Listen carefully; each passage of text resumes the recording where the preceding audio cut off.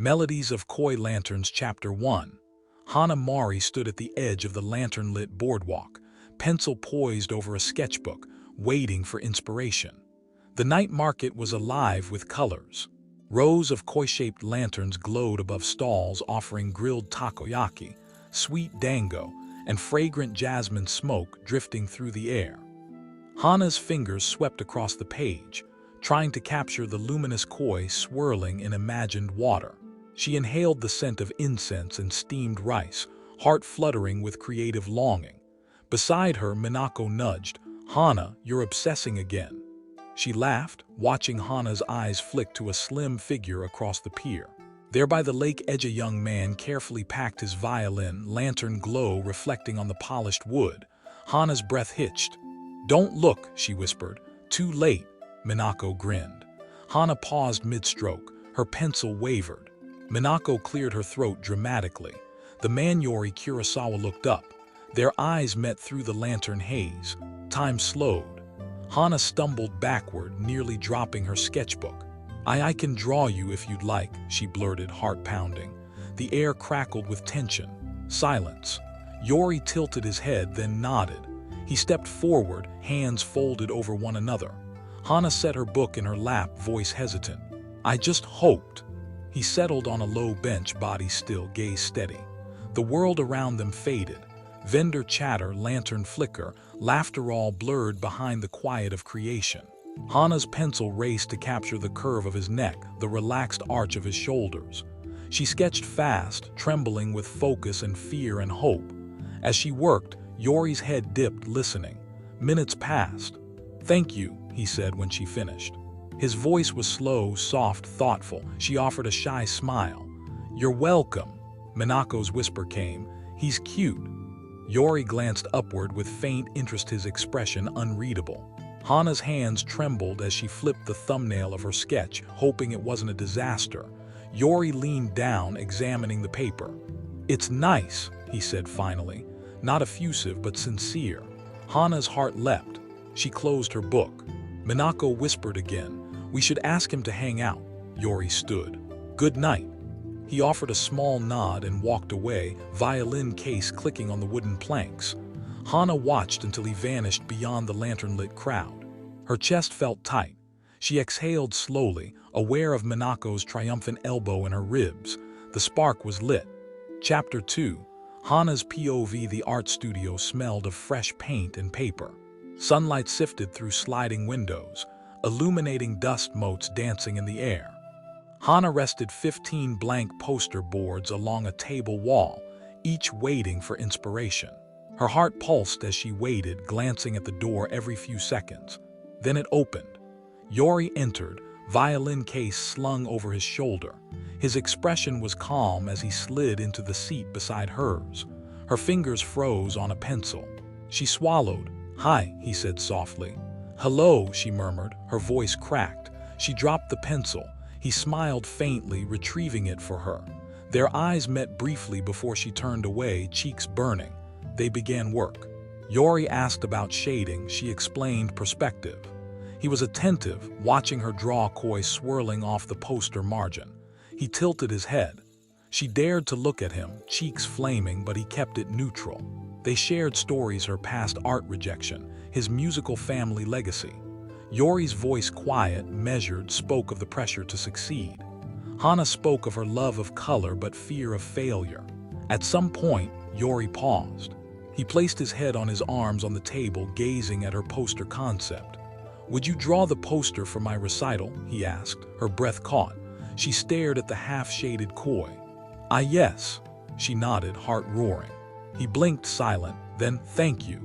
The afternoon light shifted, painting long shadows across the studio.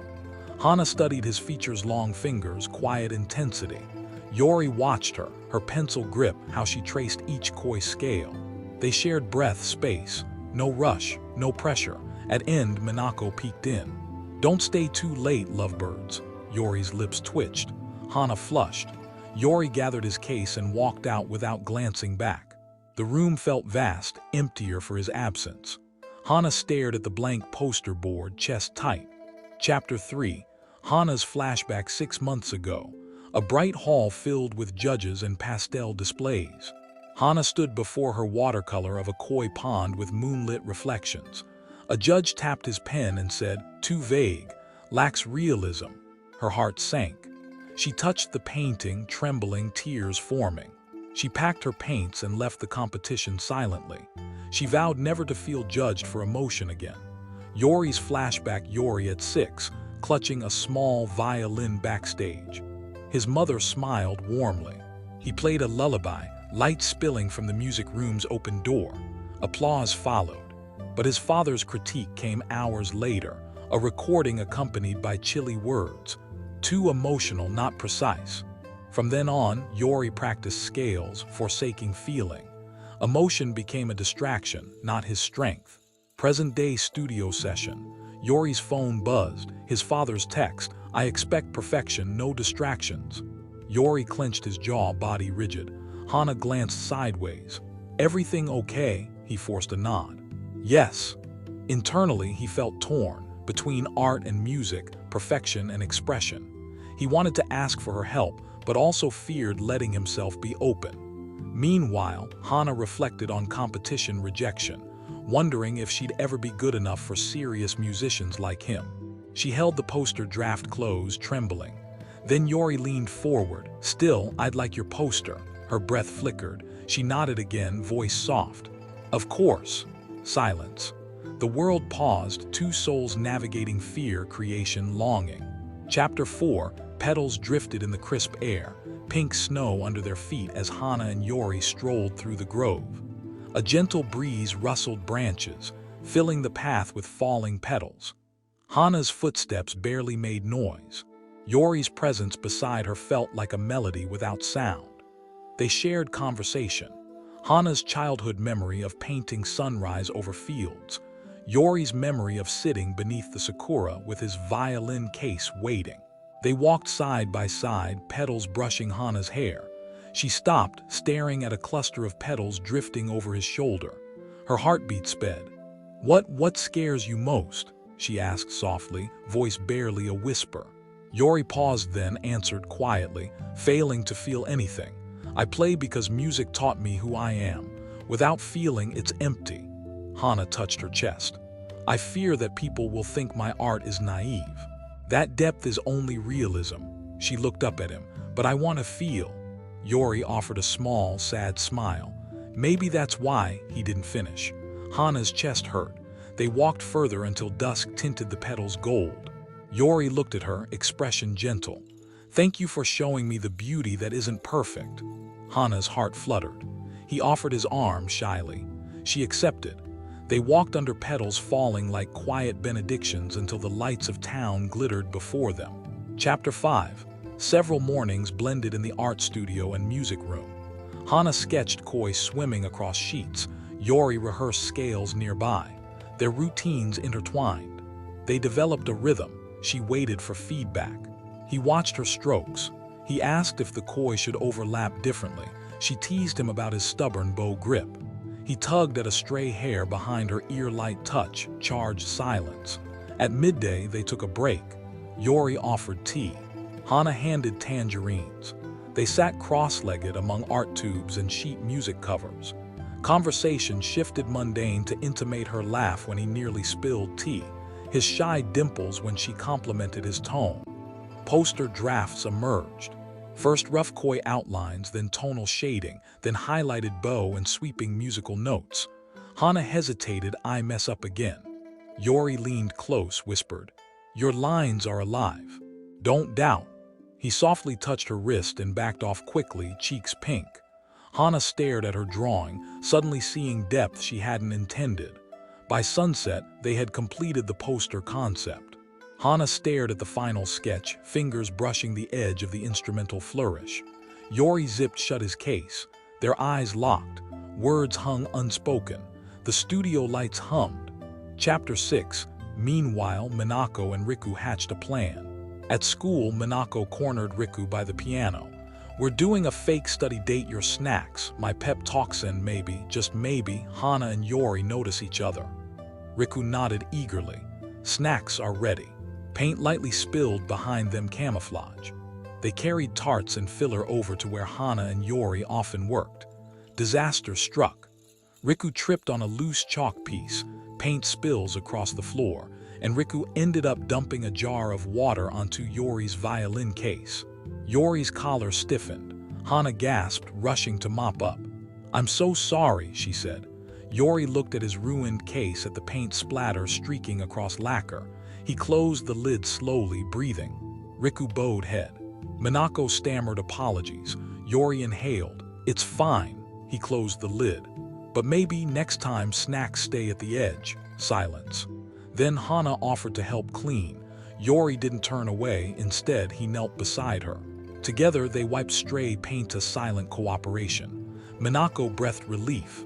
As they parted, Yori said low, "Don't worry." Hana's heart caught. Chapter 7. At home that evening, Yori rehearsed with tremulous fingers. His father appeared, stern. A recording started playing. "You're not connecting," his father criticized, voice remote. "You need hours more practice without art distractions." Yori didn't argue. He tuned again. His bow crossed strings with technical precision but drained of soul. At school, gossip buzzed. A friend whispered to Hana, "Yori's too perfect for you, right? You're just an art nerd." Hana heard, chest twisting.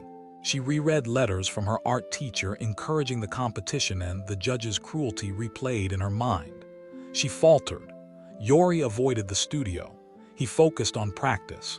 Hana tried posting the poster draft but erased strokes repeatedly, unable to show. Each wobble in her pencil mirrored internal fear. That night, Yori's phone pinged. "Focus. No distractions." He stared at the message, heart heavy. Hana sat alone at her desk, brush wet with watercolors but no courage to paint. Silence loomed. Chapter 8.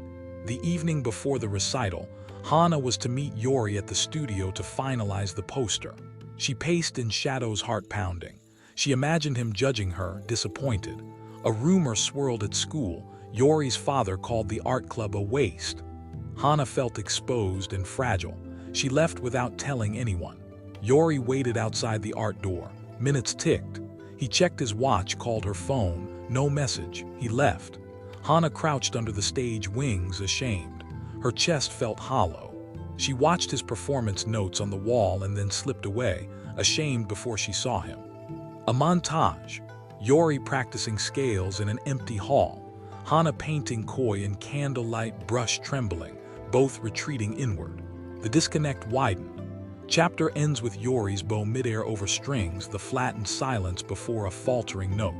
Chapter 9. Recital hall. Halls filled. Chairs clicked. Audience murmurs. At backstage, Yori tuned again, face tense. Hana slipped into the audience row quietly, peeking at him through lashes. She bit lip, breath shaky. On stage, lights dimmed, hush fell. Yori took the bow, drew across string, sound clear, exact. Then stopped.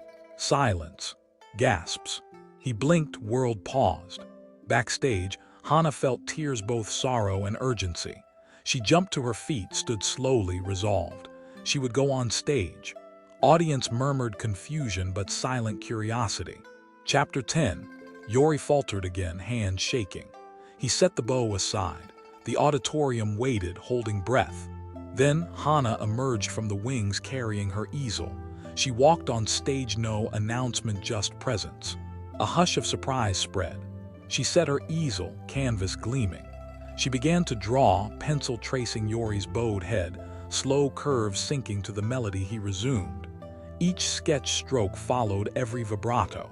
Audience gasped softly as she spontaneously illustrated him playing.